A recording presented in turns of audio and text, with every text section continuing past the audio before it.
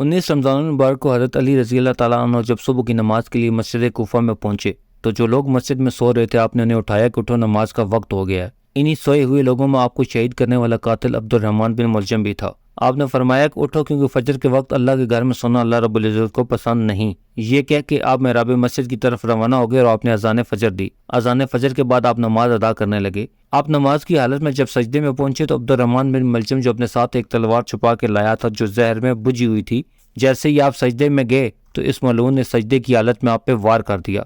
जैसे ही आपके सर पर तलवार का वार हुआ आपने फरमाया, काबे के रब की कसम, आज अली कामयाब हो गया। मस्जिद में कोहराम मच गया। आपके सर से इतना खून बहा कि आपके कपड़े और मस्जिद का मेहराब खून से रंगीन हो गया। कातिल को फौरन पकड़ लिया गया। आप रज़ी अल्लाह ताला ने फरमाया कि कोई भी मेरे कातिल के साथ बदसलूकी न करे। अगर मैं इस ज़र्ब की वजह से शहीद हो जाऊं तो इसे भी एक ही ज़र्ब लगाना, और अगर ये एक ज़र्ब से बच जाए तो इसे आज़ाद कर देना।